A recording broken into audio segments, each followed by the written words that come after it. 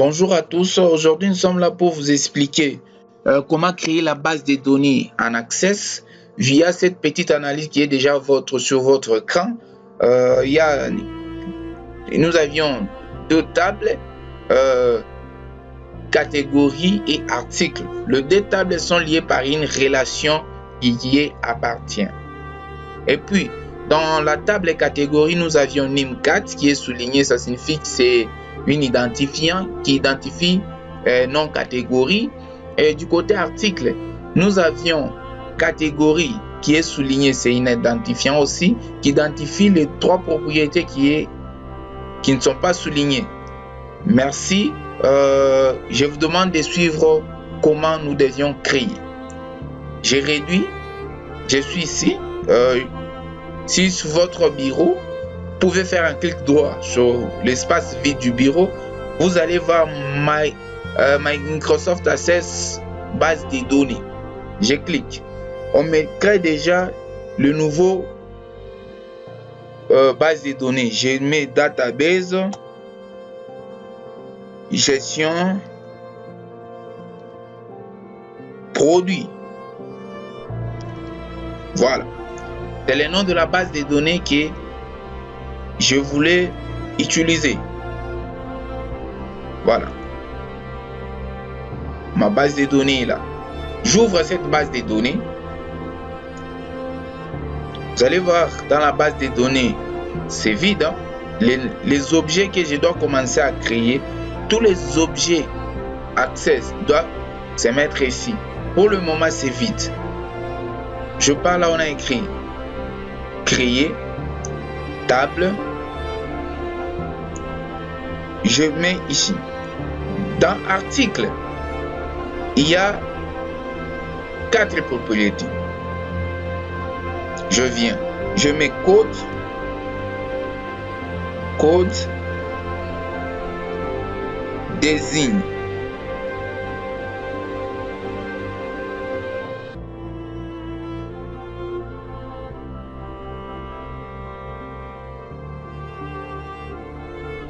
Désigne, et puis ici on met prix, et puis quand. Quand vous êtes en train de créer la base de données, évitez de mettre les espaces dans la création de vos champs de la base de données. Ce sont des variables. Évitez de mettre des espaces comme ça. Vous voyez, il y a cet espace. Évitez de mettre des signes avec accent aigu. Il faut éviter. Dans désignation, vous allez voir, il y a un petit accent. Il faut éviter de mettre des accents. J'ai créé ma base de données. Je sélectionne code.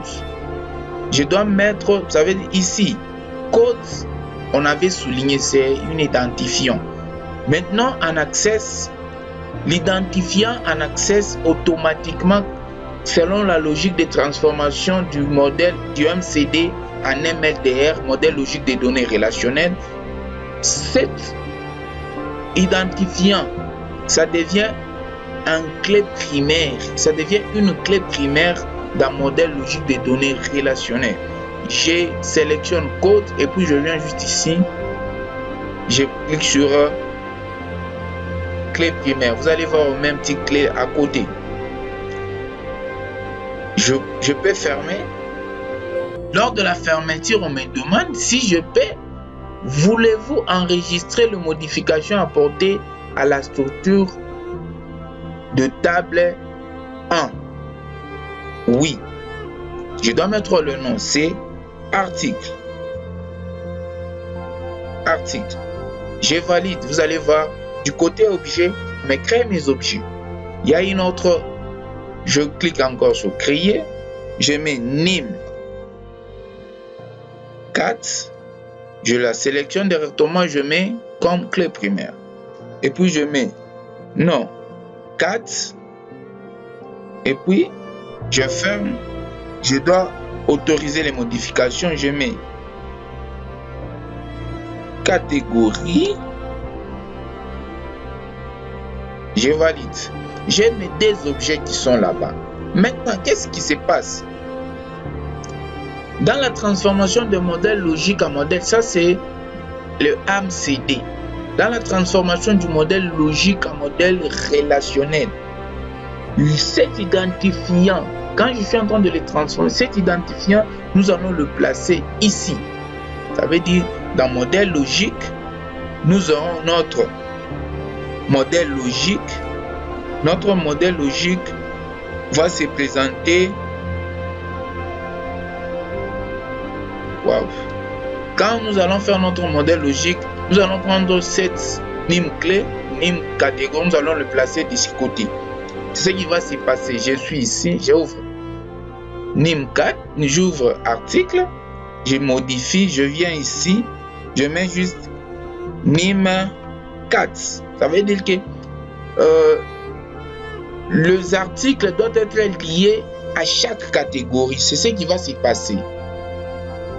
Je vais NIM 4. Ici, je ne mets pas, je ne spécifie pas que c'est une de clé étrangère. Non. Ça veut dire, ici, NIM 4 doit apparaître comme clé étrangère. Ça veut dire que ces clés existent quelque part. De ce côté, sera comme clé étrangère.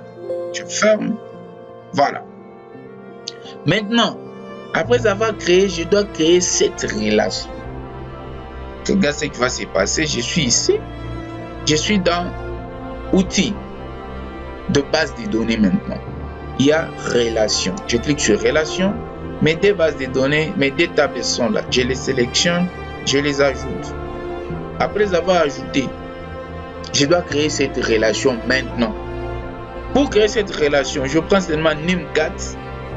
Je viens, je les dépose là où il y a NIM4 du côté article. Je dépose. Vous allez voir, il y aura cette modification de la relation. Il y a NIM4 et NIM4 côté A, code catégorie, et il y a aussi NIM4 article.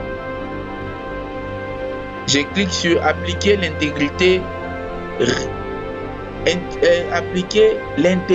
référentielle. Mise à jour en cascade, ça veut dire quoi? Dès que je modifie le code article et le code 4 dans la table catégorie, directement on va modifier tous les codes 4 qui seront enregistrés dans la table article. Suppression en cascade, dès que je supprime seulement n'importe quelle catégorie, on supprime tous les articles qui étaient liés à cette catégorie. Je crée. Vous allez voir, on vient de créer ma relation. C'est terminé, je vais essayer de tester. Je fais OK. Je suis du côté catégorie. Je crée première catégorie. Je crée 00. Je mets 001. Tu vois, je crée 001. Je crée, par exemple,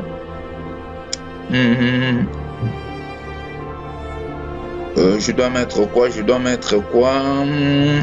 Je mets par exemple faire. Voilà. Je viens ici, je mets 001.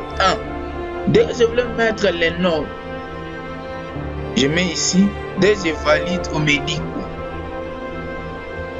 Modification non effectuée, risque de doublons. Pourquoi? Parce que le 001 est répété 2 fois. C'est déjà interdit. Je dois changer ici. Je mets 2. Dès que je vais cliquer ici, ça va. Et là, c'est faire et puis je mets plastique. Voilà. Je ferme. Je viens du côté article maintenant. Article, je mets par exemple 01. Faire plat. Prix. Quantité en stock. Je dois préciser cet article se trouve dans quelle catégorie. Je mets l'article se trouve dans la catégorie 001. Dès que je valide, il n'y a pas de problème. Article 02. Je mets faire ferrons.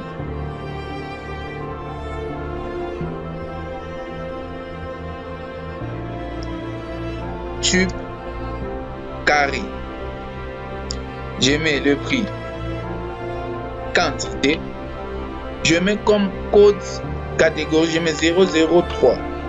Dès que je valide, regarde ce qui se passe, ça me dit vous ne pouvez pas ajouter ou modifier un enregistrement car l'enregistrement associé est associé à la table catégorie. Parce que c'est quoi? Dans la table catégorie, il n'y a pas 003. Je mets 002. Vous allez voir, ça passe sans problème. Enfin, je suis dans catégorie. Dès que je clique sur ce petit plus, vous allez voir l'article qui est enregistré. Dès que je clique ici, vous allez voir l'article qui est enregistré. Merci pour votre attention. N'hésitez pas de mettre un pouce bleu pour liker ces vidéos. Merci.